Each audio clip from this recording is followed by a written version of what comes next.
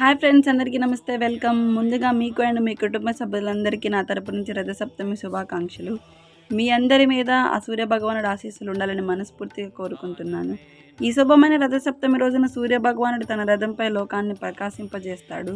ఈరోజు ఉదయం జిల్లేడాకులతో స్నానం చేయడం మన సాంప్రదాయం. శరీరానికే కాదు, మనసుకి శుద్ధి కలిగించే ఈ పవిత్రమైన పద్ధతి ఈరోజు మనకిచ్చే సందేశం ఒక్కటే అండి. ఎంత చీకటున్నా వెలుగు తప్పకొస్తుంది. కష్టాలు తాత్కాలికం, నమ్మకం శాశ్వతం. సూర్యకిరణాలు శరీరాన్ని తాకే వేళ రోగాలు, ప్రతికూల శక్తులు వెనక్కి తగ్గుతాయని శాస్త్రం చెప్తోంది. ఆరోగ్యం, ఆయుష్, శక్తి, సానుకూల ఆలోచనలు మన జీవితాల్లో నిండాలని మనస్ఫూర్తిగా కోరుకుందాం. ఈ రథసప్తమి మీ జీవితంలో కొత్త ఆరంభాలకు సంకేతంగా మారాలి. సూర్యుడు ప్రతిరోజు ఉదయిస్తాడు. అలాగే మన జీవితం కూడా ఈ రోజు నుంచి మంచి వెలుగొందాలి. సూర్యభగవానుడి ఆశీర్వాదాలు మీకు, మీ కుటుంబానికి ఉండాలని మనస్ఫూర్తిగా కోరుకుంటున్నాను. మీలో ఎవరైనా తెలియని వాళ్ళు ఉంటే జిల్లేడాకులను రేగి పళ్ళతో తలస్నానం చేయండి. తల మీద, భుజం మీద పెట్టుకొని. ఇది మన పాత పద్ధతి, సాంప్రదాయం. అలా స్నానం చేస్తే గత జన్మ పాపాలు తొలగిపోయి ఆరోగ్యం బాగుంటుందని పెద్దల నమ్మకం. Please subscribe to my channel.